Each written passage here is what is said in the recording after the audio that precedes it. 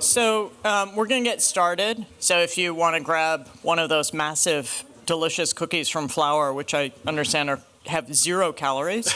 Some of them are even gluten-free, which must be they're free of every other poison as well. It's health food. Yeah, they're actually good for you. Thank you to the MDes program for providing us with snacks. I believe it was MDes, or was it Anne? Who provided the snacks? MDes. Excellent. Okay, MDes, you get the credit. Thank you. So I'm delighted to be welcoming today author and professor of creative writing at Colby, the Zachary Professor of Creative Writing at Colby College, Debra Spark, who is a fiction writer. She has 5 books out. The most recent you can order now. It's actually not yet out, so I don't know how this exists. You can order it now. You can order it now, but you don't get it yet. I've ordered it, and I haven't gotten mine. Amazon, they won't give it to you, but anyone else. Uh-oh, I've been outed as going to Amazon. Okay, this is starting out well. So Discipline is the most recent book that Debra has written, but she's also written 2 books on the art of writing fiction. She has edited 2 anthologies, and there's another 2 that you did. What was the other pair book that you did? I noticed. So Debra's also a twin, and so I noticed that you had a lot of, you've done 2 of this, 2 of that, 2 of this, and I don't know if that's because of Laura, but yeah. I did 2 anthologies and 2 books of essays about writing. Right. And then 6 works of fiction. 6 works of fiction now. So Debra also has been a longtime writer on art, design, architecture, and got drawn into the story of Schindler and Neutra, their friendship, their breakup of friendship, and the interesting coincidence that happened at the end of their lives, and wrote a piece on that, on their imbrication, you could say, which I thought was extremely interesting to put in front of our students. Who here knows my 3 priorities for the school as a test? Ann Whiteside does, yeah. Sleep? No, those are my priorities for students. That students are so. Okay, priority 1 is building on the core. Priority 2 is ensuring our relevance. And priority 3 is expanding our reach. And the point of that is that what we do doesn't help the world a whole lot if we only talk among ourselves. If we're not reaching a broader audience, we can't actually change the world. And believe me, I think that everyone in this building can change the world, and has to, because there are so many urgent issues.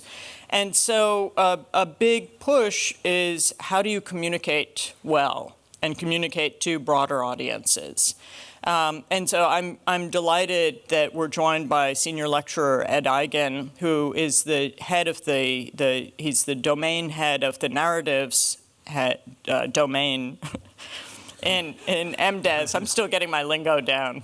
I haven't finished my cookie yet, so I'm not fueled yet. But the narratives domain is entirely about different forms of communication, visual and verbal.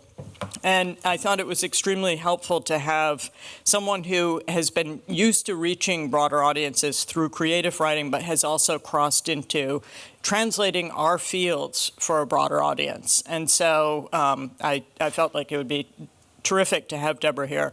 On a personal note, I went to school with both of these people at different times, which is a very odd thing to be able to say, but it is important. So I was an undergraduate with Debra, and I was doing my PhD with Ed. All to say, pay attention to your classmates, because you will find yourselves suddenly with them at different times in different ways, and they are some of the best relationships that you'll have. And so that's one of the added bonuses of being a student, and I feel very lucky. So Debra will present, Ed will start the response, and then open to the floor. But thank you very much for coming. Thank you, Sarah. Actually, Sarah, I had a brief introduction. Is that okay? I have a brief introduction. Is that okay? Okay. Yeah. Okay. Sorry. I'll be quick about this. First of all, I want to thank all of you for joining us for this event, and thank Sarah, the dean, my classmate, for initiating this program, about which I'm ecstatic, to be honest, to have Debra present in our school and have this discourse heard. Sarah very kindly introduced Debra, so I'm not going to say so much about her as a writer, but rather just quickly say something about the nature of this event. And Sarah adumbrated some of these comments, and I'll be quick about this. I was not read to as a child and only started reading in any sustained way in my mid-teens, if memory serves, and apologies there to Nabokov, who I came to revere much later on. The first book I finished, and I was inwardly proud of the fact, for such a belated accomplishment is nothing to brag about, was Kurt Vonnegut's Slaughterhouse-Five. So it goes. The curious thing is, before I became a steady reader, I was fascinated by writing, if not more particularly by writers. And no, at that time I did not ever conceive of becoming one, because the possibility could not have seemed more remote, truly.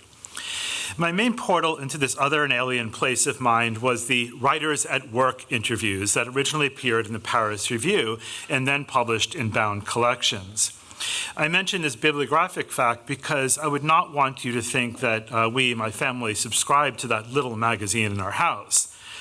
To their credit, my parents were culture vultures, itself an aspirational technique of assimilation. And the first architecture book I can remember looking at, indeed the photographs of houses in the desert transfixed me, was the catalog they brought home from the 1982 Richard Neutra exhibition at the Museum of Modern Art. But there are well-understood limits to their scavenging, and George Plimpton, the Echt Goyische editor of the Paris Review, God bless him, was simply de trop. Like the aptonymic names in Dickens' novels, and Pecksniff is a favorite, Writers at Work perfectly describes the tenor and vehicle of these paratextual witnesses to creation. They are about the working, not about the works, about writing, and not necessarily about what is to be or what has been written. And to think, this is what fascinated me before I even begun to master the art of reading. About the interviews, the discursive form of which was advanced training for the reader's actualization of the writer's work. And I borrow that term, actualization, from Michel de Certeau by way of Roger Chautier's splendid The Order of Books, itself a history of reading. Again, about the interviews. And yes, there was not inconsiderable but forgivably voyeuristic curiosity about the bare facts, like what writers write with. So Vonnegut was always pictured at his manual typewriter, indeed in photographs by his wife, Jill Clements. And there are those intimate glimpses into the places where authors work, the hours they keep or lose in writing, how much coffee they drink, among other stimulants. Among my incunabular books, that's to say the first books I read was Kerouac's On the Road, written under the influence of dexedrine and a continuous roll of teletype paper. In all this writerly scene setting is perhaps an adumbration of my fascination as a historian with small details. Witness my recent paper on the patent history of a pencil sharpener. But along with or beyond these not so despised details, to use the Freudian Ginsbergian term, there were glimpses, and at first they were just that, fleeting recognitions, and here apologies of course to William Gaddis and Jonathan Franzen, of how writing works. When it comes to writing, I am always making apologies. Just ask Sarah Whiting, who edited what I consider to be one of my first accomplished essays on the topic of train wrecks, and know that is not a bit of gratuitous literary foreshadowing. I will cite just one such epiphanic moment from the Writer at Work series. By their nature, epiphanies may serve as examples, but also their opposite. This one taken from an interview with the luminous poet Louise Gluck, who won the Nobel Prize in Literature in 2020. But I must admit, part of what gives this reference its local name and habitation is that Gluck and I went to the same high school. We did not overlap, if you're wondering, and yes, this was on Long Island. Okay. Cole, who conducted the interview, himself an accomplished poet, sets the scene by describing Gluck's March 2021 visit to Claremont McKenna College, where he was teaching. This being the early days of COVID, Gluck did not want to fly in the small plane that serviced the regional airport, so he drove himself from Berkeley. Cole reports, quote, "She packed pumpernickel bagels, apples, and cheese for our 6-hour road trip, and she brought CDs of Verdi's Rigoletto and Brecht's Three-Penny Opera and songs of Jacques Brel." Thank you, Cole, for specifying the variety of bagel. It matters to me. Not impressed by the touchingly homely still life? Well, this is the sort of thing that awaits when writers speak about writing. Cole, took a look. Am I correct in thinking, and this goes directly to Sarah's comment about writing in twins, am I correct in thinking that you write two kinds of books? One, a collection of disparate lyric poems, and the other that has some of the characteristic of prose with a narrative thread. All my narrators listen to that, narrative threads. Look, yes, and I seem to rotate between the modes. I also think of my books as either operating on a vertical axis, from despair to transcendence, or moving horizontally with concerns that are more social or communal, the sort of material you might expect to show up in a novel, or rather a poem, rather than a poem. See, the young Ed, the Ed sits here today, here there was a world in the making, or a way of making sense of the world in writing, access to which I would then otherwise have had no clue. An exploratory trip to the city on the Long Island Railroad is one thing, but trains run on axles, not axes of the sort Gluck described. And I'm quite sure what I was hoping or expecting to find there, in the city that is, had been played out for me already in a scene from a movie. Reading about writers at work was my incentive earlier, and especially in this event. In addition to the lure of writers, where on earth did that come from? To learn to read. Modes and horizons and narrative threads, these are now my stock in trade, or I believe so.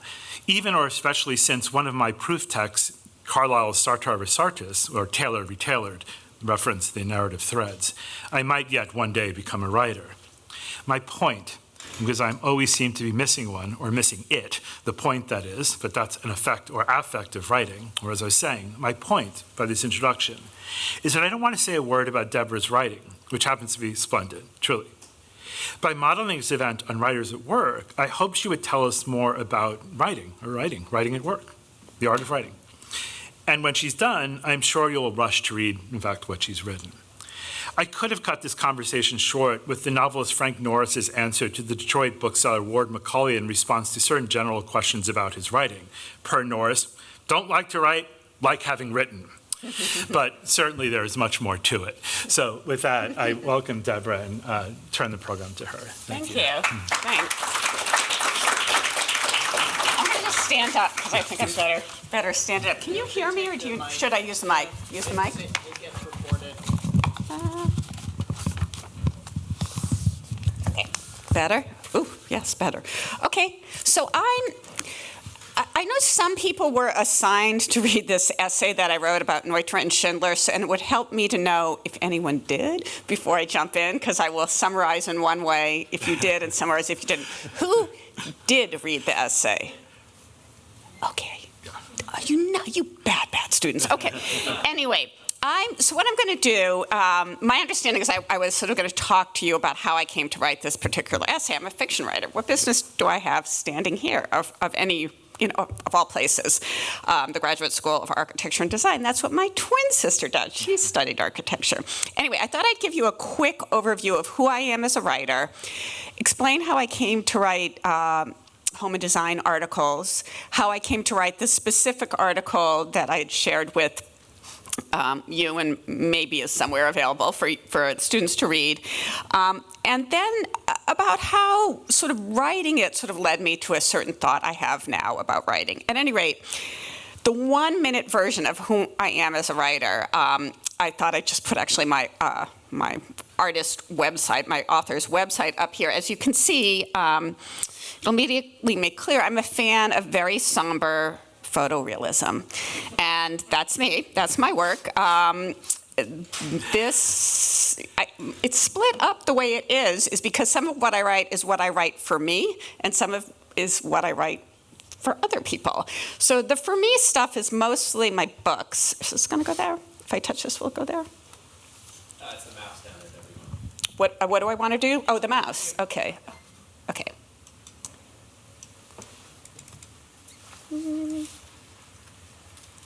What do I want to do to open this? Do you mind? I think you're giving it the right click. You want to give it Oh, I'm sorry. I'm so used to using Macs. And right click it? left click it. Left click it.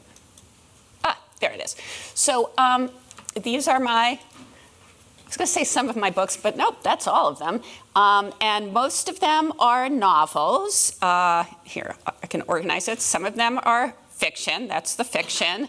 Some is nonfiction. The nonfiction tends to be either essays about writing, or in the case of this book on the far left, I did an anthology of essays, food essays by Maine writers that was put together with another woman to raise money for a hunger nonprofit.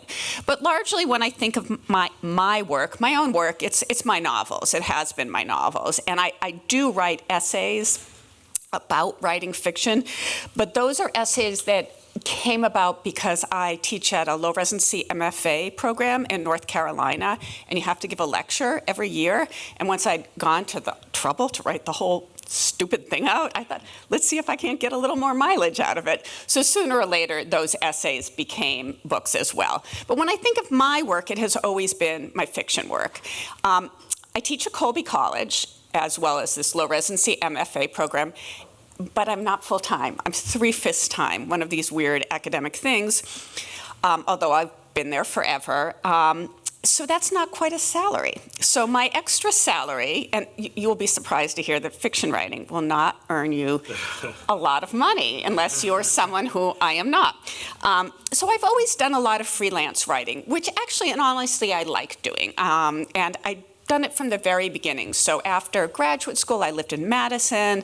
I sort of looked around, what can I write here? I wrote for the local Madison Magazine, which is Madison's equivalent to Boston Magazine. I came back to North Cambridge. I lived in North Cambridge for many years, sort of looked around, what could I get going? I wrote a lot of book reviews for the then Boston Phoenix, which does it still exist or did it go under? I wrote a lot for the Harvard Review, which then was just reviews. And then they had really fun parties in the Lamont Library that at first I couldn't bring myself to go to, and then slowly I got my courage and I went to a few. I did that for a while. I tiptoed into other things. Basically, if anything came to me, I had a friend who was writing travel articles for the New York Times. I said, would you share your editor's name? She did. I ended up writing travel articles for the New York Times. I pitched Food and Wine. I ended up writing for Food and Wine. And the way magazine articles tend to work is either you're pitching the idea, they like the idea, you go with it, or what is more often is they have a vision for the magazine. Maybe you get into the magazine because you pitched the idea, but then they assign you work. That's certainly the case with a book review, where you wouldn't say, I want to review my friend Jodi's book. That would be unethical. They would assign the books that they feel like should be covered. At any rate, I always did this freelance work on top of my work, my fiction writing. And I liked it, but it would always drop off. Like I was writing at one point for the New York Times. I loved it. I loved my editor. I said to the editor, this is way before the internet, can I pitch you another piece? She said, Debra, you can write for the New York Times whenever you want. I was like, she had MS and she quit a week later, and I never wrote another travel article for the New York Times. I mean, I managed to make my way into it another way, but I realized at some point, if you don't, once your editor leaves, your connection leaves, unless your editor sort of says, this is the one to go to. So it took me a while to pick that up, that it's not the magazine that is loyal to you, it's the editor who likes you, who likes working with you, and you may do tons of articles with them, and then when they're gone, you're gone too.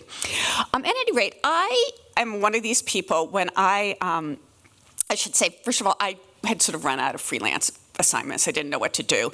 So I called a friend of mine at Yankee Magazine and said, any ideas? And she goes, you should try Maine Home+Design. I was like, what? She goes, yeah, it's a magazine. It's all over the place in Maine. I thought, really? I've never seen it. But I did have 2 Maine clips that I could give them because I had once written for Yankee. They wanted me to write about Thomas Mosher. Some of his furniture is somewhere around here, I'm sure. And also there was a very cool little house on an island that had been built into a stone former cathedral, mini cathedral, and it had the problem of how are you going to get a house into that stone structure? But the only reason they asked me to do that was not because I knew anything about architecture, but I had done a handful of articles that were about Maine. They wanted a Maine writer, so it came my way. At any rate, I went and met this man named Josh Bodwell, and it turned out he knew me in my real life, my fiction life. I had edited when I was very young an anthology of writers under 30 called 20 Under 30. He knew about that book. He was one of the many people who said to me over the years, why wasn't I in that book? I would have liked to be in that book. Or now that I'm older, like, don't you think it's time for a 60 over 70? I was like, hello. So at any rate, he knew me. He'd read maybe a few of my stories that had been in magazines. So he took a flyer on me, and I ended up writing for this magazine, Maine Home+Design, for a decade. And I wrote an article a month, 2 a month, 3 a month sometimes. It was a lot of money, and it was a lot of work, and I loved it. They paid $1 a word, which is what a good magazine will pay. So that was a lot of extra money. And I got to go all over Maine. I was able, I met fishermen, I met developers people hate, I met developers people love, architects or interior designers, woodworkers, children, saw amazing art collections. I really, really, really loved it. And then there was a Me Too crisis at the magazine, and I couldn't decide what to do, basically. And I should say that even as I was sort of busily writing these house articles, and I wrote a lot, I had no business doing it. I mean, I had absolutely no knowledge. And to give you a sense of how little knowledge I had, I remember interviewing a woman early, and we're standing out the front of her house, and I'm asking questions because I want to get everything right. And I said, well, what would you call that triangle thing on top of your house? And she said, a gable? Yeah, I was like, oh, okay, great, a gable. I mean, that's the kind of level of questions I was asking. So, but to my credit, that kind of dumb question, if you're writing for a technical magazine, is no good, right? But that I'm asking a dumb question, obviously I'm like, oh, a gable is a word I should know. But asking sometimes the dumb questions served me in good stead. And really, the fact that I didn't know, I think, served me in good stead, because all I needed to know is if I went and visited a house and looked around, what was the good story here? What were the fun facts? What were the interesting things to see? And of course, along the way, I learned a ton about design. Not enough that I'd like anyone here to interview me, but I learned a lot, and I loved what I learned, and it's really, really very interesting to me.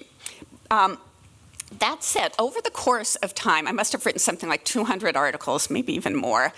There was this Me Too thing. I didn't want to give up the work. I was still really into it, but I felt I had to. And the one good thing about giving up the work for that one magazine is I was no longer something called a no-compete, which this must be in other worlds.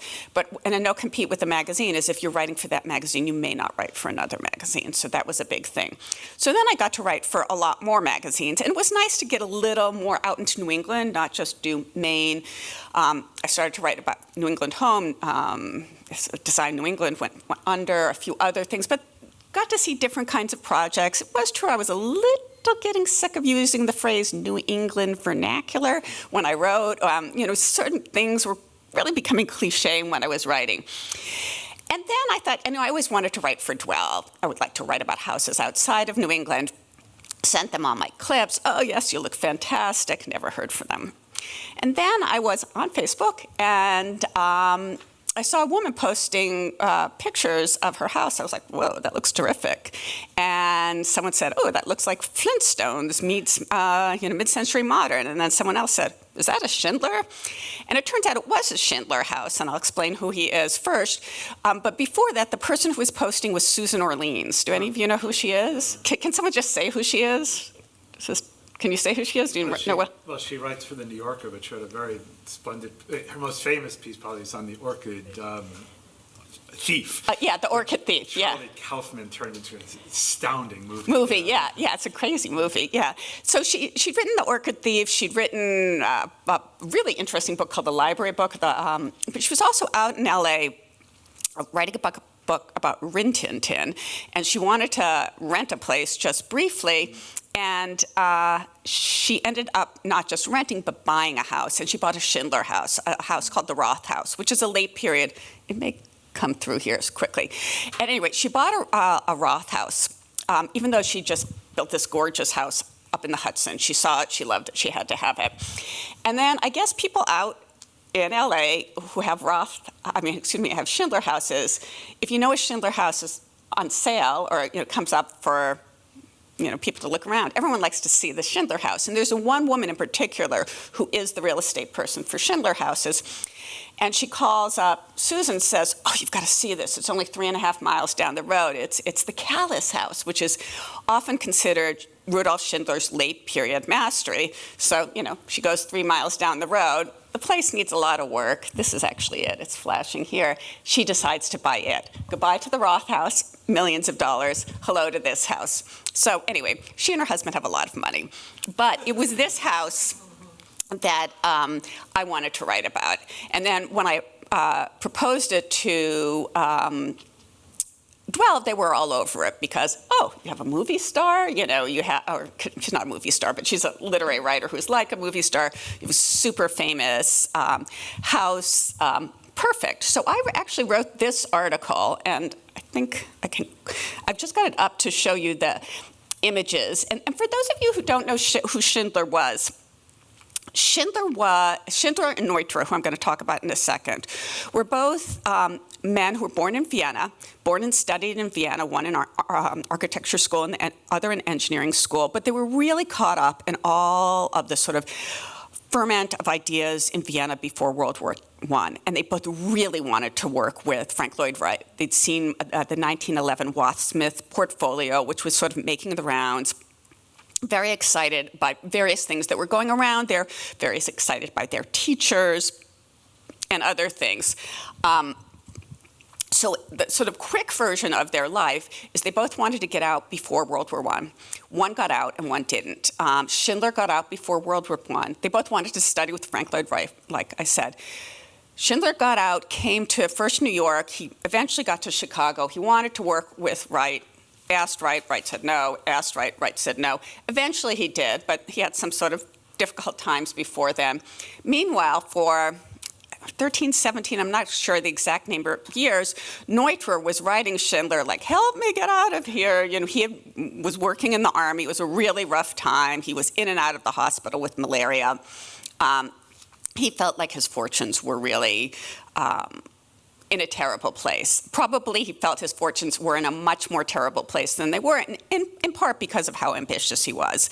And that was the other thing, just to go back. The two met when Schindler was doing his senior exhibition for a crematorium for 5 million people. And when I heard that, I was like, what? Like, what kid is like 20 and like, a crematorium is what I want to build instead of, I don't know what else. But this woman, Valentina Ganeva, who was making a documentary on Schindler, said, oh, it made so much sense. That city, Vienna, was growing and growing and growing. And if you were really going to think about what does a growing city need, we're putting in the subways, we're doing this, we're doing that, sanatorium made sense. So to Valentina, she thought it was brilliant. I think Schindler thought it was brilliant. I think Neutra, who met Schindler at this exhibit where the crematorium drawings were, I presume, up on the wall, thought it was brilliant. I think they both thought each other were brilliant. So I think they wanted to attach each other's star to one another, which basically they did, even though they were separated all these years from each other while Neutra was back in Germany, and Schindler gets to Chicago and works with Frank Lloyd Wright, and then eventually Neutra also got to work with Frank Lloyd Wright. But the sort of fast version is they both ended up living together in Los Angeles in a house that Schindler designed, a very experimental house. I'll show you pictures of it in a second. They lived in a house of Schindler's design with their respective wives, so that the good friends were finally together with their wives. They worked together. They had some projects together. They had a falling out. The falling out lasted decades and decades and decades. They both had their professional lives. Neutra had a heart attack, his second heart attack. He was brought into the hospital in Los Angeles, and when he was in the hospital, they were taking him from the ER to a single room. He said, no, I want a double. I want someone to talk to. They took him to a double, and Schindler was in the room with the double. No one was there at that moment except for Mary Schindler, who died last year, but I managed to talk to her when she was 99. So I was like, what happened? And what happened is, I think she said, is it okay if he comes in? He said, yeah, come in. At that time, Schindler was dying of cancer. The two men shared the room equitably. There are reports that Frank Gehry heard them laughing and talking in Germany, talking in German, speaking of their old teachers. There are other stories about what happened in that room. In fact, it's such a big story, this hospital coincidence story, that someone tried to write a play about it called The Something of the Kings of... I can't remember the title, but someone tried to imagine, what was it? How did they come back to each other after their anger? So just to jump back to my writing this article, I really liked writing this article. My tendency is, if I have to write an article for a magazine, which is 900 to 1,200 words, which is basically nothing, I often take 20 pages of notes because student like that, anxious, I don't want to miss something. For this article, let's see if I can move to the next image. Can I? Yeah, and there's the kitchen. And there's this roof line.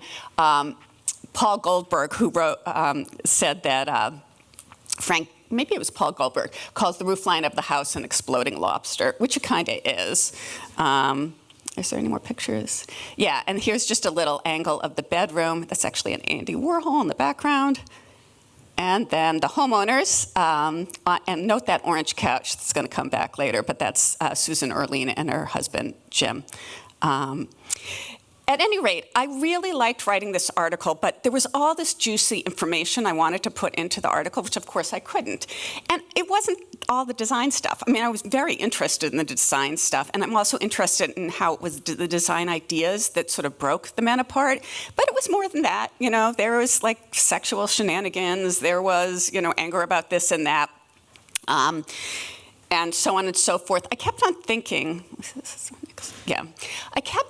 I wanted to write about it, but as fiction, and I kept on trying to imagine that scene as fiction and not really getting anywhere. And then, kind of a side note, and then I will come back, when I finish writing a book, I then fall apart and feel miserable because I know I'm never going to write another book again. I complain a lot to my husband. He says it's okay. I say, no, you're wrong. It's not okay. He says, yes, it is okay. No, you're wrong. At any rate, I get very down. I can't think of anything to do. And I was in one of my, I don't have an idea for a book, when a friend told me an amazing coincidence story, and it's not related to this at all, but she's a visual artist. She teaches in Minnesota.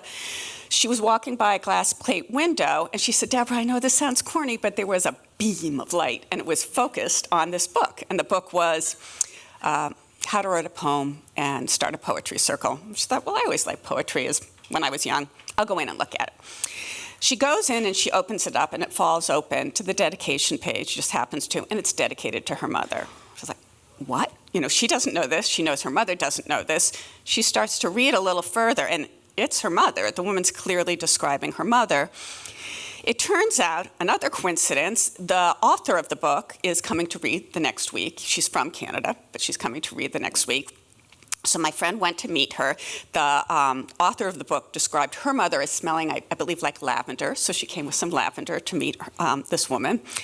This woman, a poet, her name is Molly Peacock, said very tentatively to my friend, is your mother alive? Assuming she wasn't. She is very much alive. And that coincidence set in motion a pretty incredible story about the now friendship between these two women.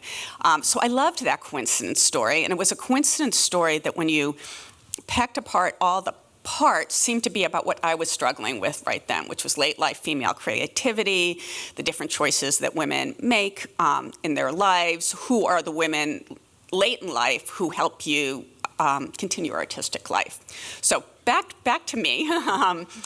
When I heard her story, I was like, I want to write that down. And as soon as she said I could, and I did, and it was wonderful. Everyone's weeping while they're interviewing me. I always think that's a good sign. But everyone was happy with it when it was through. Then I wanted to write this down because I thought, I like this story, but I like it better when I know it's true.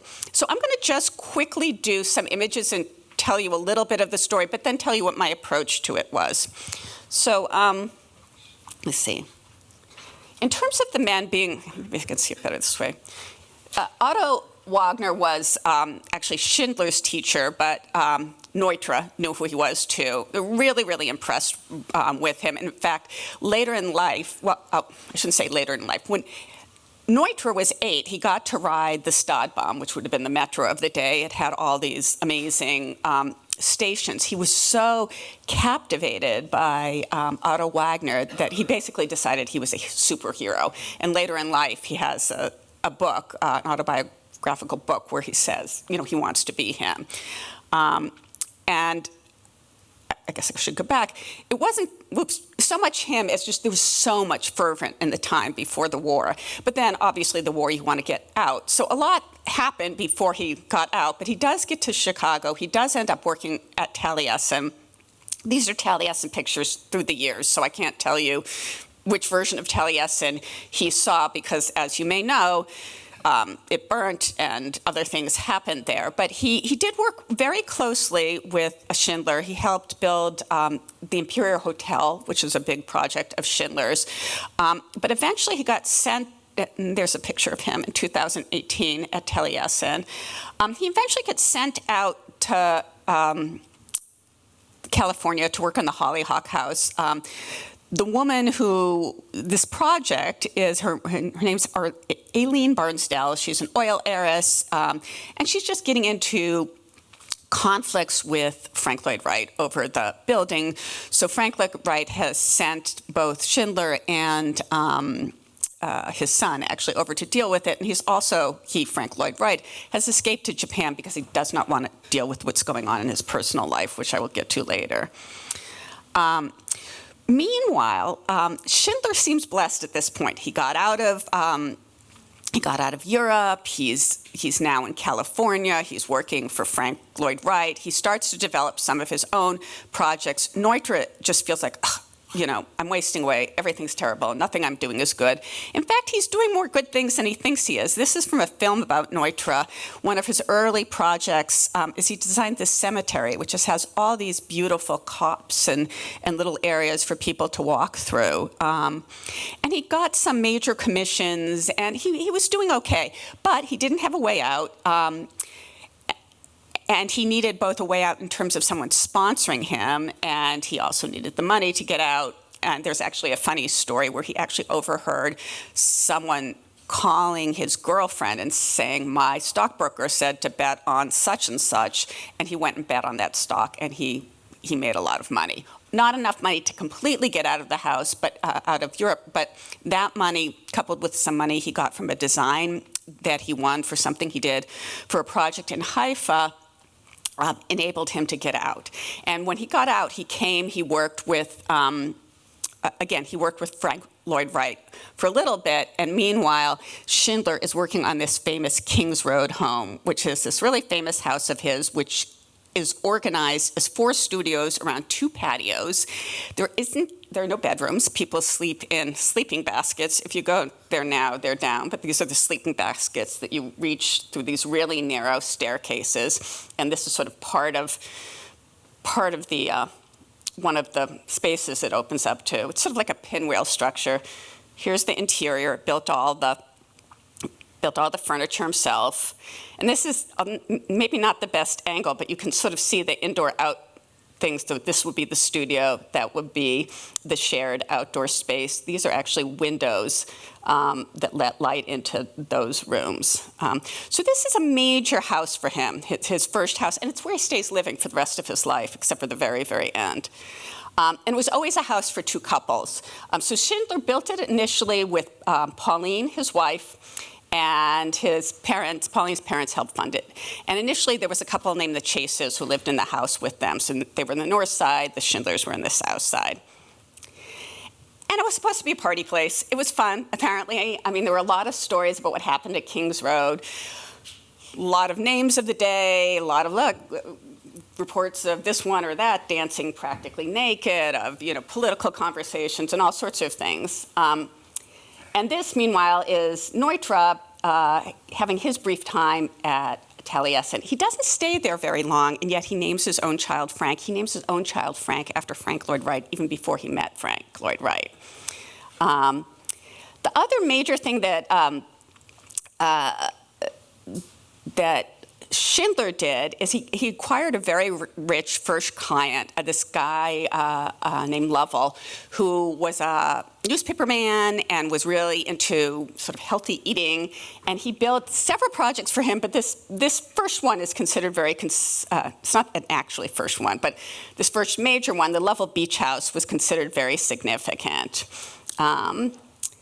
And then here is, once the families are together, here's Schindler and Neutra and Pauline and Mark, the child. What happened is they were getting along, and basically they weren't getting along.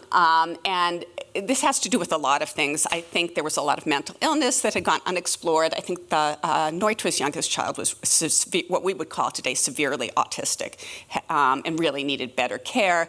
I think Pauline, Schindler's wife, perceived Neutra's wife as not caring for her son maybe appropriately, rather than seeing that there was something more complicated there. But also, Neutra's wife was kind of quiet and not a big personality. Pauline was a big personality. Whether Pauline was in on it or not, Pauline and Schindler were polyamorous, or he was cheating on her, or who knows what, but that was what was going down there. While Neutra and his wife were together for life, and they were. So different kinds of people. The thing that might have split up the friends was possibly this house, the Lovell Health House, which is an extremely important first building for Neutra, and normally the commission would have gone to Schindler.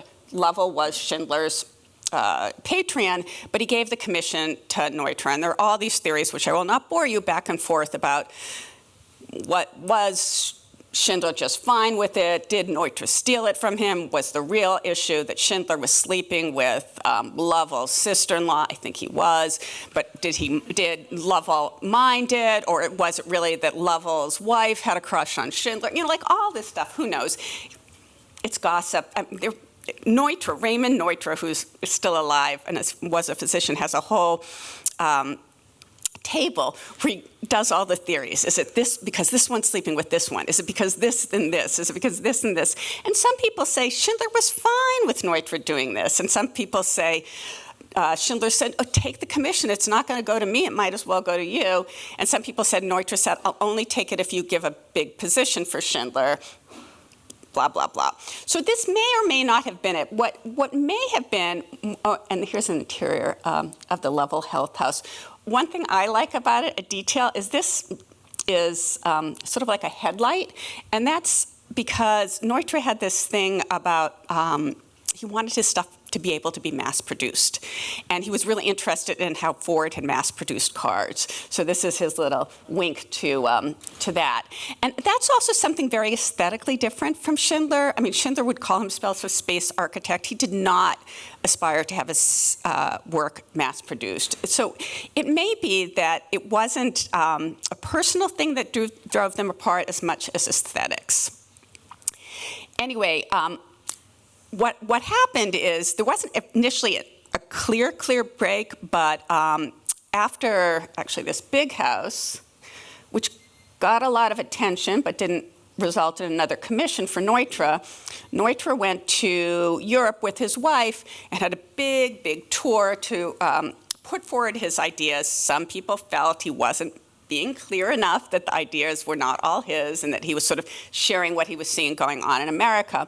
But he was invited to come stay at the Bauhaus. He was really celebrated. People were very impressed with him, enough so that there was a major Dutch industrialist named, who had already built a very interesting, well, many very interesting things, but a very interesting factory named Vanderloo, and he essentially wrote him a check so he could build him his own house. He was surprised that actually Neutra, for all the work he had done, actually just lived in a little rental in LA. So what happened is Neutra built this house. It was also burnt and rebuilt. This is the exterior, and then some interior images.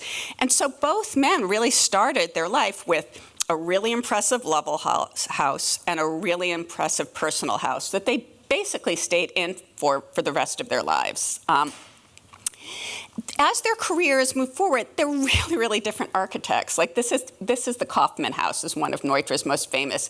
And you get the sense that there's sort of repeating themes in terms of how he's using glass or the flat ceilings, or even something he called the spider leg over here.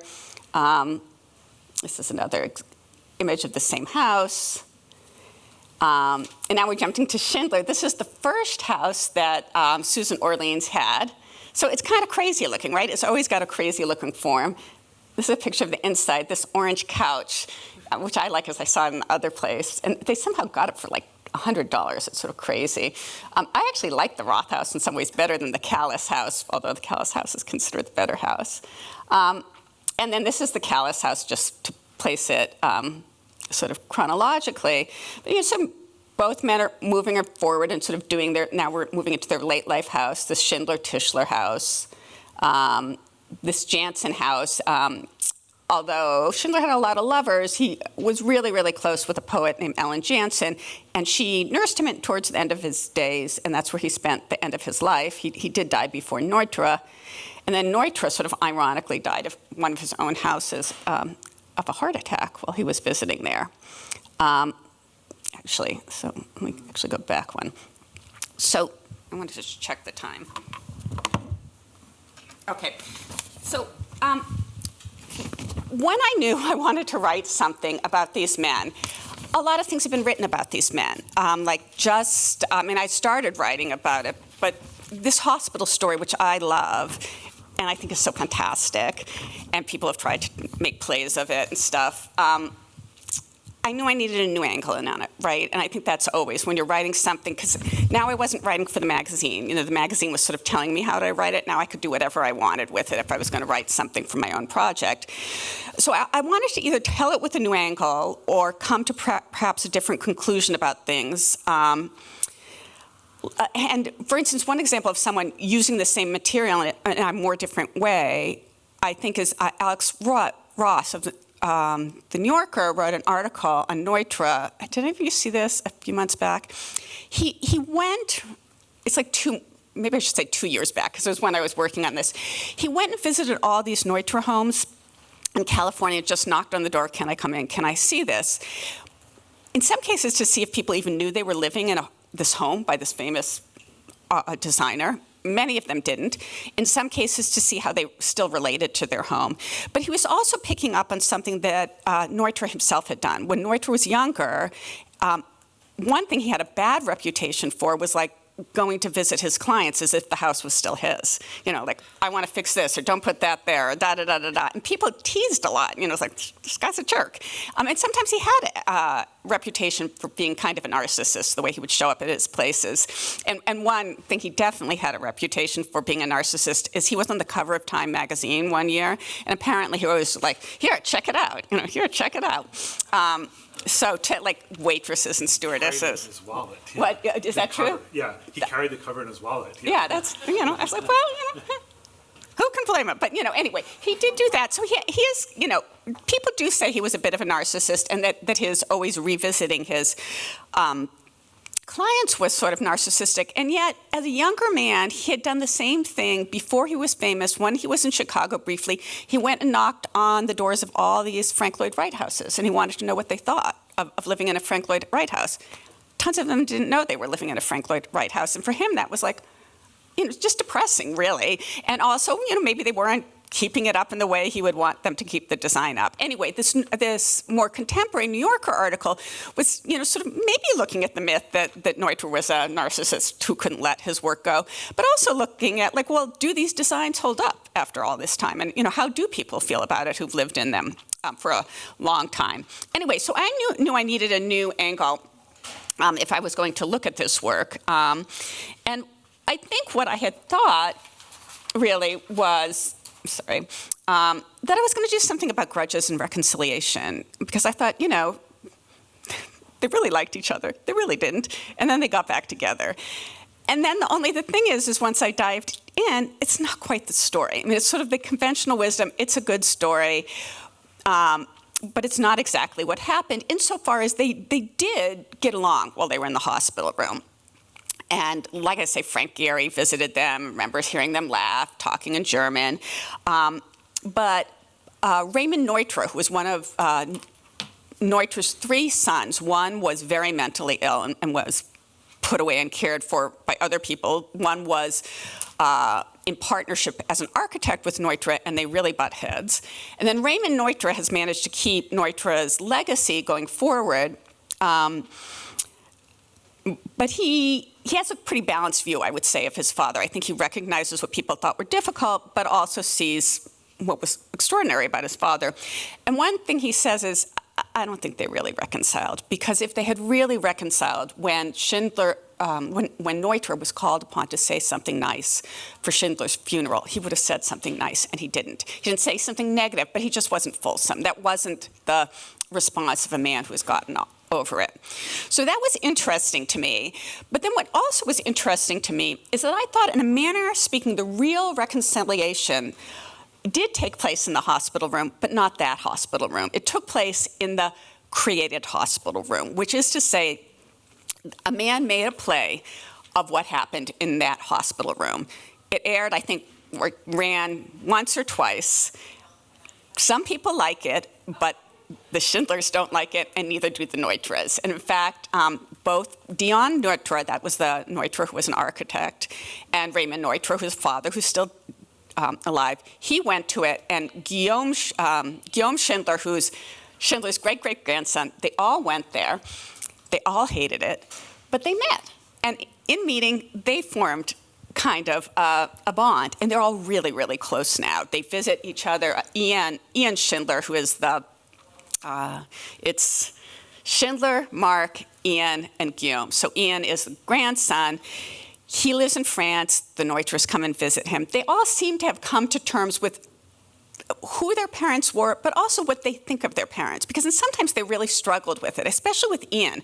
One thing he says is, like, I don't get it. Like, why was my grandfather okay with Frank Lloyd Wright? Frank Lloyd Wright, you read more and more about him, he was a jerk. He did all the work. He didn't give anyone credit. Why was that okay?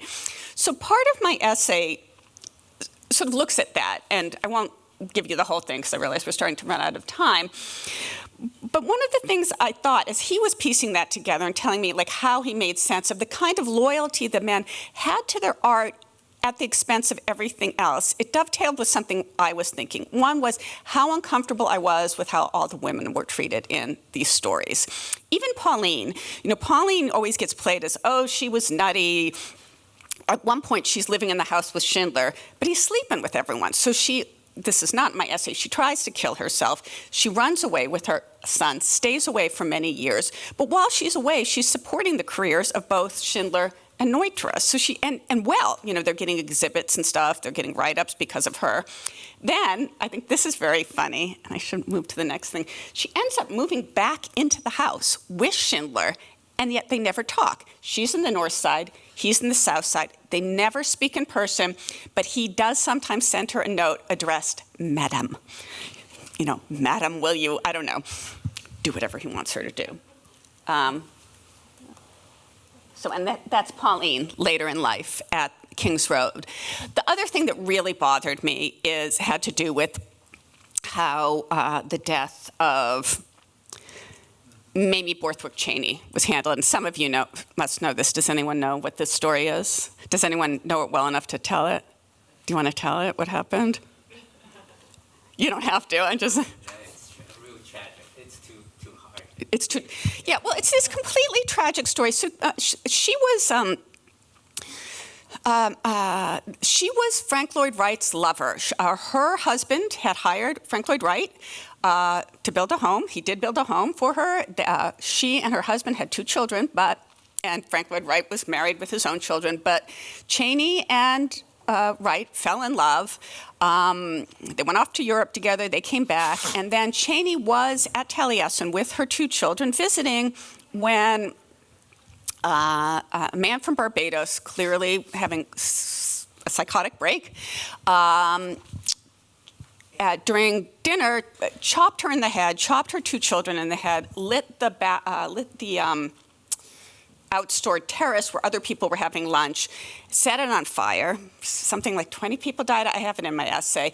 or 21, he also killed himself. He swallowed muriatic acid, and that didn't kill him, but he died of starvation 14 weeks later.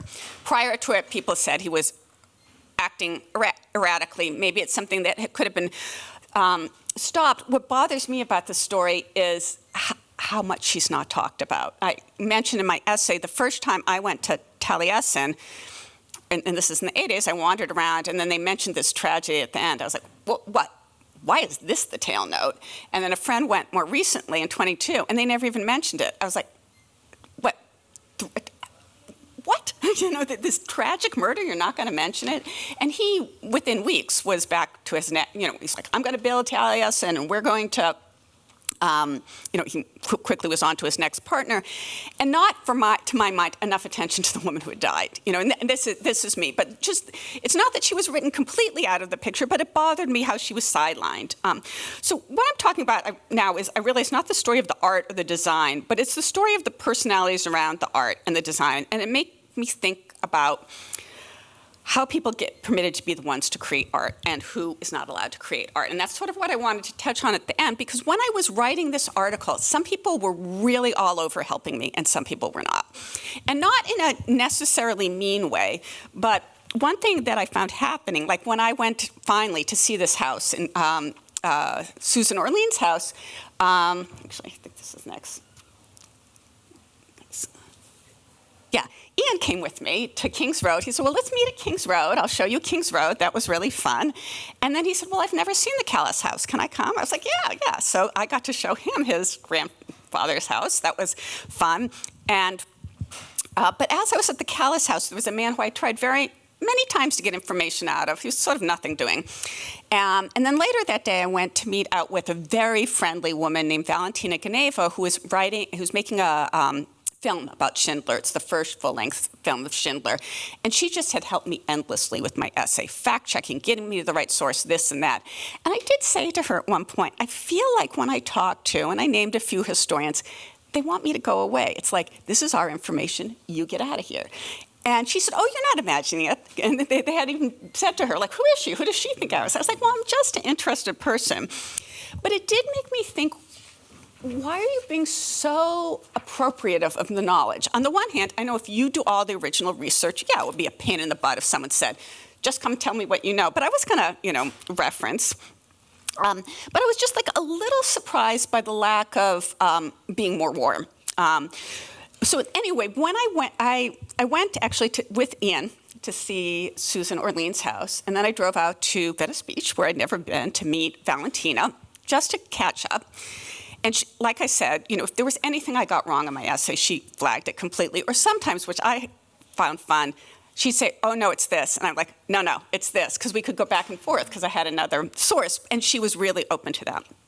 So anyway, when I met her, somewhat younger than me, but not tons, she was really generous. We went for a walk on the beach, had some coffee. She shows me around some various houses, so she'd know I'd be interested in.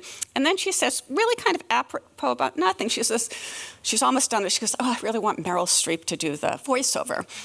And you know what I thought is, I think I can make that happen. Now, I do not know Meryl Streep, of course, but I teach at this graduate program, and Meryl Streep's sister-in-law went there. She's a poet, and I know her. She knows me. So I thought, I wonder if I can make this happen. And apparently, Meryl Streep is interested in architecture. So I sent an email. Do you think it's okay if I sent this email to someone? She goes, can't hurt. I sent an email. Within 24 hours, she had agreed to do the movie. And when I called and told Valentina, Meryl Streep will do the voiceover, I remember saying, this is the happiest day of my life, which of course, I was like, excellent. It made me so happy. But it also made, let's see if I can get to it. That's Neutra, but there she is. This is Valentina, and this is Meryl Streep when they finally recorded it. It was October 17th, I think at 221 or 222. I can't remember which year they did it. But one of the things that made me think, and I'm probably trying to draw conclusions, maybe not fairly, is that the kinds of artists and Neutra and Schindler and Frank Lloyd Wright were, and granted they were creatures of their time and stuff, but they were all about making their own art, right? Like you came to them. Even Raymond Neutra, who is now supporting his father was never interested in him as a doctor, which is what he was his own time, only interested in him when he became interested in the father. And I thought, well, that's not the kind of person I want to be. I mean, I don't want to be, I really care about my artistic life, but I don't want my artistic life to only be about me. I want it to be about making other people's art possible. And I feel like if you're only about making your own art possible, you're really missing something special. For me, the something special is having, this Bulgarian woman who I met saying, that's the happiest day of my life. And also knowing it's a beautiful film. I've seen it. It's a beautiful film. And I thought that was such an easy thing for me to do.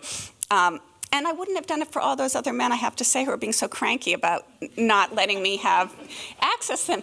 Not because they were so bad, but, here's this woman being amazingly generous. Why shouldn't I try to do what I can do in return for her? So that's my end of my little part of this. I'm leaving out all sorts of aspects of their story. And then one other things I want to say, because I got on this whole theme of coincidence stories, I'm now writing a whole book of coincidence stories. So if you know of a really great coincidence story, please come tell me, because I need some more. So.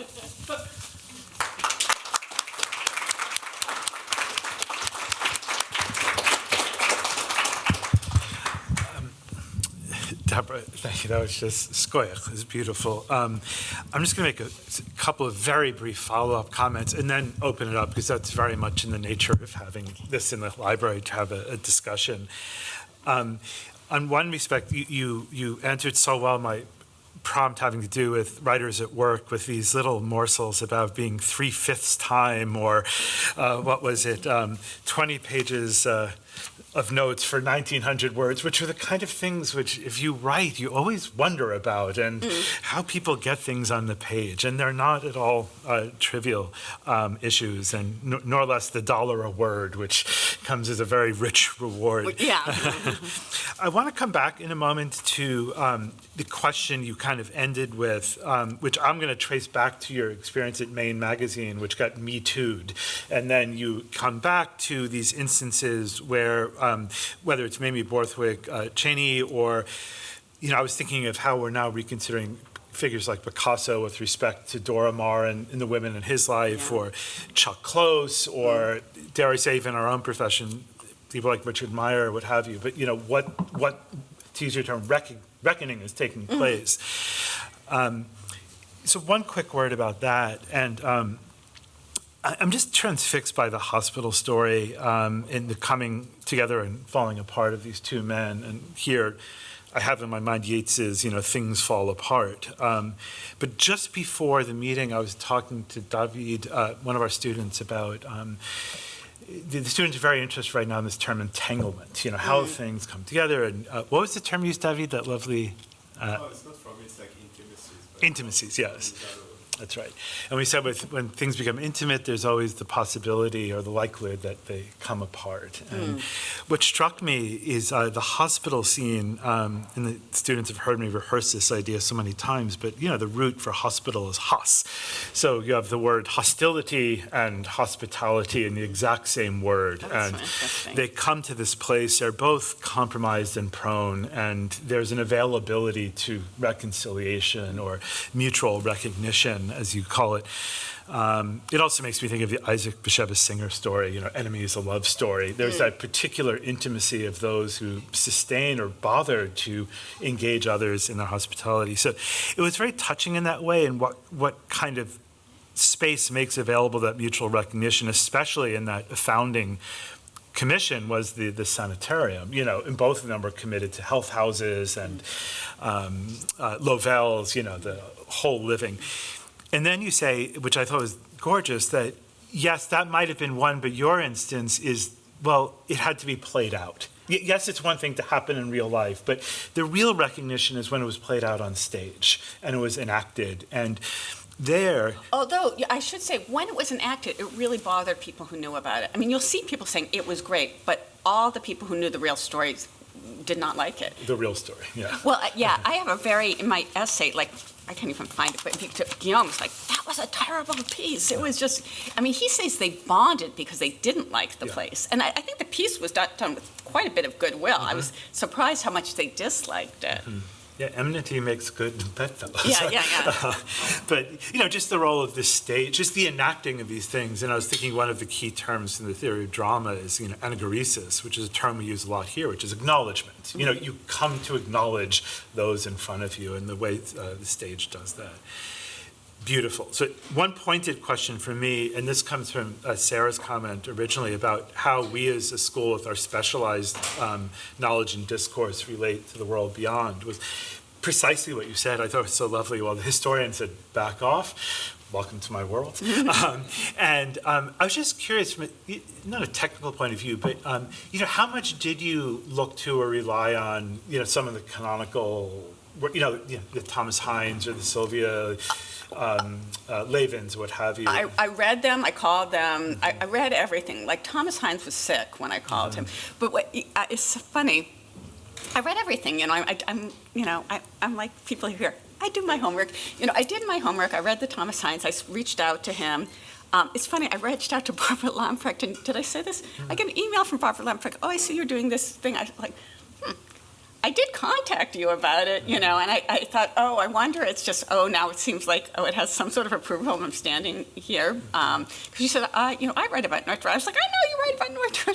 She's the big, Neutra writer. I mean, she's lovely. But I think sometimes when you come in, and I get it, if everyone in the world is asking you the Neutra questions, maybe you're irritated. And I'm sure when I came in, I didn't know anything, and maybe it was irritating. And maybe if I came in with more knowledge at a certain point, it would be less irritating.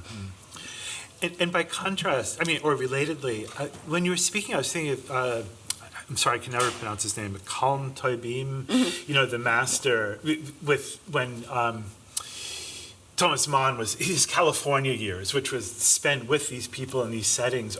Do those types of work provide models as well about how to situate these? They're really communities of thinkers and artists in a particular milieu.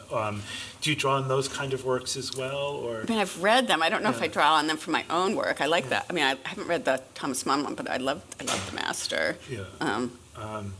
Because it's just, and the reason I asked about, I was not pleased, I was tickled by your characterization of the historians, because the academics are gatekeepers. They have nothing else going for them. So they establish boundaries about, the first thing you're asked when you're, what qualifies you as a researcher, you say, what's my archive? And once you have your archive, it's, cave canem, hands off. So. Well, I even remember, though, I thought, this is odd. I was standing with Ian Schindler at the King's House. I remember all these other people were there. I said to someone, this is Ian Schindler's, this is Rudolph Schindler's great-grandson, and there was a academic there, and she was like, holy shit, can I have a picture? I thought, well, that's sweet. And then the Maine historian walks up, who I've spoken to, and I was trying to get information out of him. There was nothing to do, and he was still a little like, I was like, And I don't know if that's protecting your own material, like I'm the writer, I don't want anyone else to be the writer. And I only wanted to write one essay. I don't want to be the writer. I just want to look at this one little part of it, but accurately. Yeah, academics are very worried about tourists, if you will. Yeah. But tourists have enormous insight to bring. Look, I want to very much turn it to our forum. This is meant to be a discussion. So, Maddie, yeah. Can I just ask something about Please. Mamo or Mami Channing? Yes, yeah. Probably other people knows too. But she's interesting in the sense that it's appropriate to bring it up today as well, because tomorrow is March the 8th.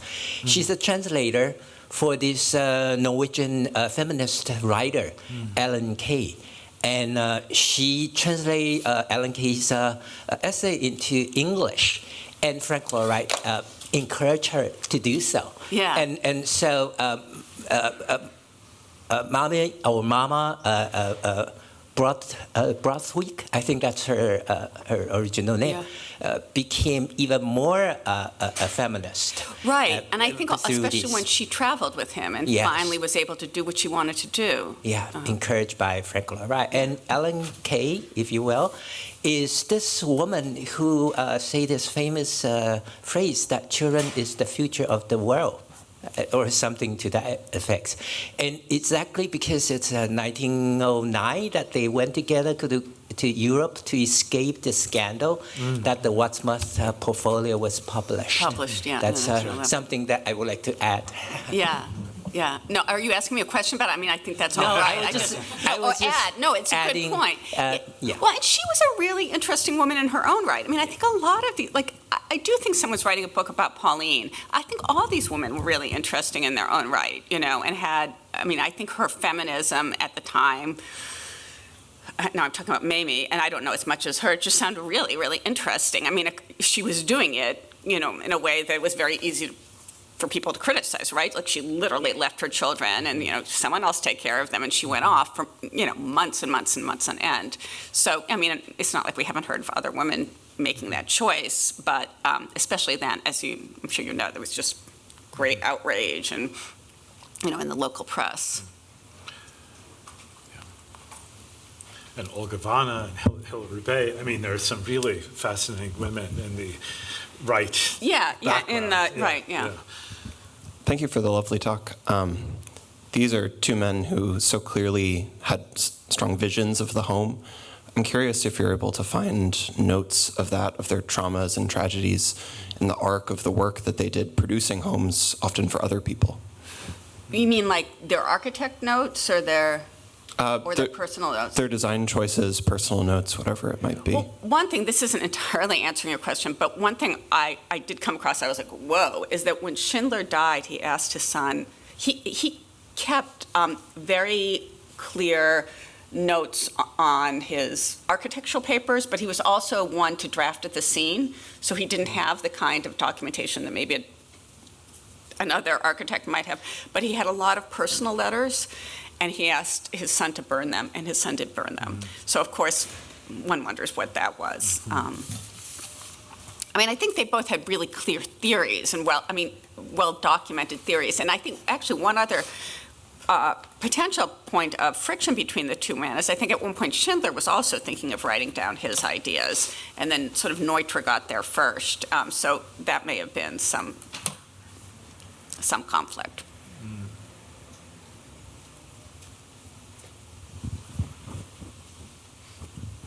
Hi, Deborah. We met like 8 years ago, and I was going to say, you look so familiar. wrote about my house in Maine. Tell me your name. Brooke Chorniak. Tell me which house it was. It was So an embarrassed. a loft apartment in the Angela Adams building in Portland. Oh, yes, in the back. Yes. And you had bikes. Yes. Do you know why I know exactly the book that's print now? Yes. Print it. Yes. Because for the longest time, I'd be like, if I could have any apartment, what would it be? And it was your apartment. I loved your apartment. It's fantastic. So nice. Coincidence? Are you still there or no? No, we ended up selling it. Oh. But I'll talk to you later. Oh, I love it. Their place was great. Your place was great. I loved your place. I should have sold it to you.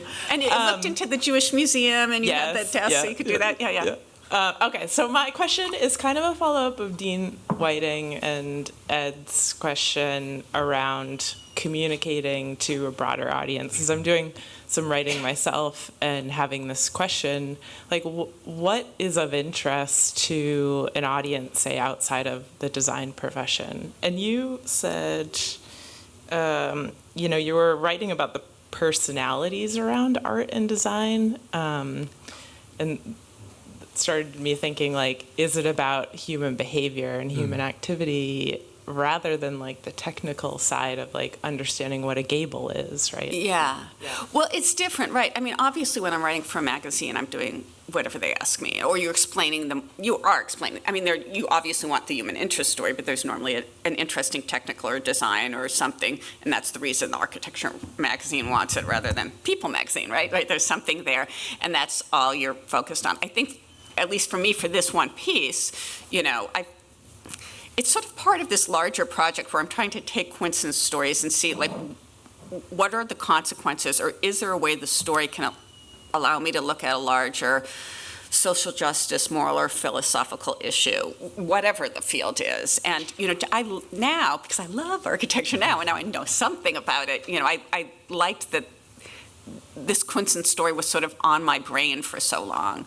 But it's not like that I would then go write another one like this. Do you know what I mean? Like the one I just wrote happens to be about physicians from the foreign-trained physicians, in particular one from the Congo, trying to get trained as a physician in the country, and the blocks against them. So for my current projects, I'm jumping all over the place.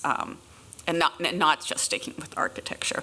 But I think it was easier for me to write into it with an architecture story because I thought, oh, well, this is a world I'm really like now and I like spending time in. Can I have one coda to Brooke? Brooke writes extensively researching the role of women in the architectural profession and trying to recover and kind of daylight that. So there's. Do you know Carol Henderson's Woman in Architecture? Do you know that book by any chance? If you want to meet her, she's my college roommate's partner, and I'm sure she would love to talk to you. Yeah.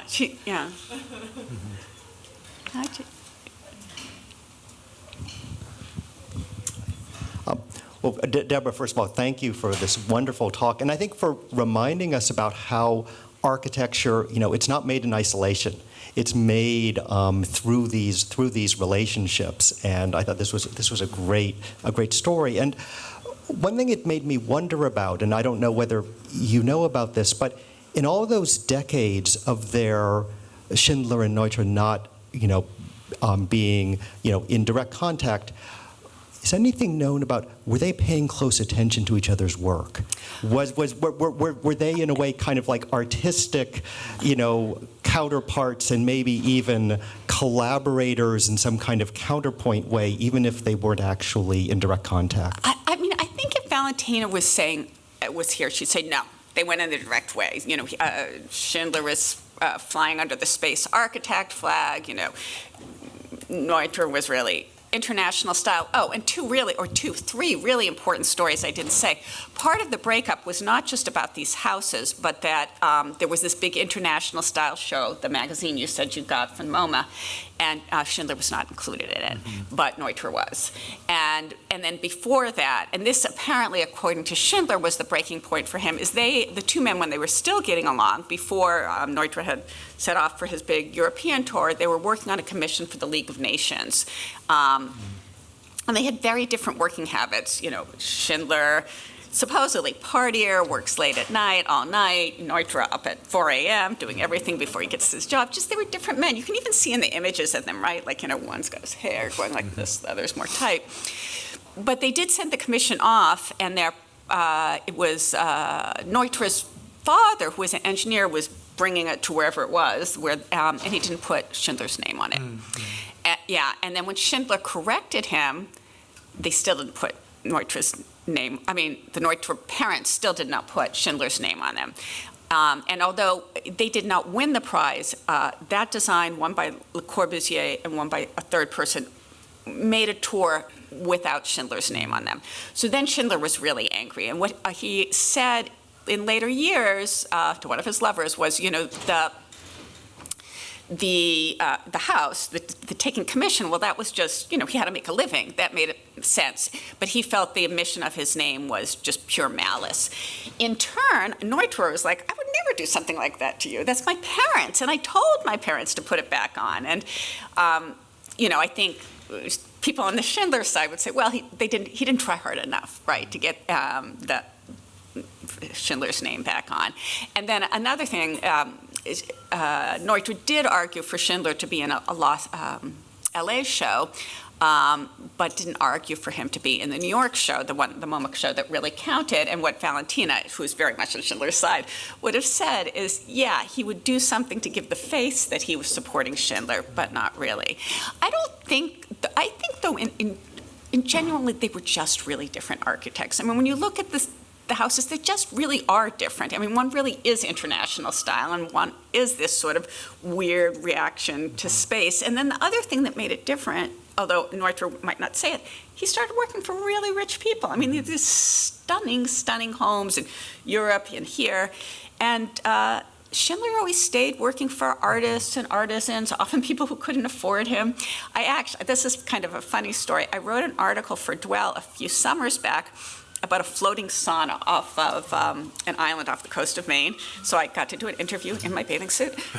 I was like, I'm 60, I'm doing an interview in my bathing suit, I'm a war reporter. No, but at any rate, it was really fun to do, But as we're talking, it turned out he lived in a Schindler. And as we're talking, I realized which Schindler he lived in, which there was one Schindler that had been built for a school teacher. So again, had to be built with lesser materials. The design was always going to be great, but the material was lesser. It was built with plywood, first all-plywood house. And I was talking to him about it. He loves it, but it's fallen apart, So and that would be true of a lot of Schindler houses, right? That things kind of did not hold up as well as maybe other houses. Can I get a very quick nerdy, just addition to Jay's comment? It strikes me that the formal historians you consulted, they write monographs, and what you're doing is writing a dual, but also perhaps a group portrait, which is not our. Carol Armstrong wrote that beautiful book on. Well, I'm just thinking of the recent exhibition of Courbet and. Manet, thank you. Where we're beginning to look at rivalries and competitions and mutual regard as opposed to the work. Yeah. And it becomes a very revealing exercise. Well, I do think the rivalries can be interesting, And Gary, what's that book? I know I bought you a book about artist friends who became. Do you remember? What am I talking about? No, but do you know which one I'm talking about? I don't know. At any rate, artists. At any rate, I think it can be interesting. How they rub up against each other. But I do think they were really kind of in different places. But in their own way, both committed to being avant-garde and to pushing the field forward, which I think was why they were both obsessed with Frank Lloyd Wright. They were going to push the field forward. We have to draw this to a close, unfortunately, but I've been circling around sort of two comments. I don't know if they're really forming into a question. Part of it is based on Brooke's question of sort of, is it to reach a broader audience, do you need to talk about personalities, is part of how I understood you saying that. And I'm struck at how if you think of Siegfried Krakauer writing in the Frankfurter Zeitung in the 1920s, it was all about the experience of these spaces, the hotel lobby, the city.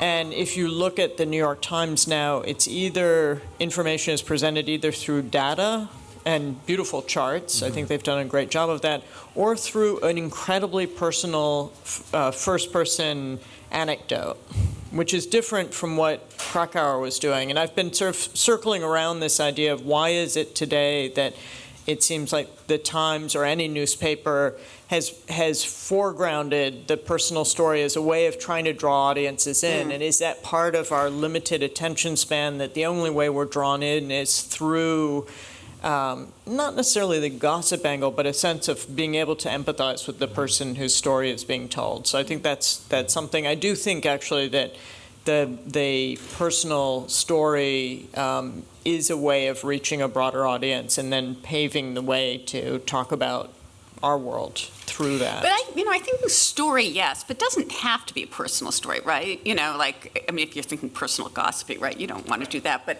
I feel like there might be a historical story or something else that catches you and pulls you in or makes it appealing to you for some reason. And that leads me to my second point, which is I loved your ending with essentially intellectual generosity, and that the artistic world, whether it's writers, whether it's historians, whether it's architects, can oftentimes be incredibly petty and very selfish in their sense of self and worth and territorial, and the value of generosity towards others, and that actually leads to expanding our fields as opposed to limiting one's territory. And I think you offered a very nice model of that, and it fits very nicely as a sort of counter story to what you were portraying with these two figures. And so I want to thank you for that. I'm so aware it was their time. I'm aware it was their time, right? Like if they had been born at a different time, maybe they would have been different men, right? So, anyway. But thank you for being generous.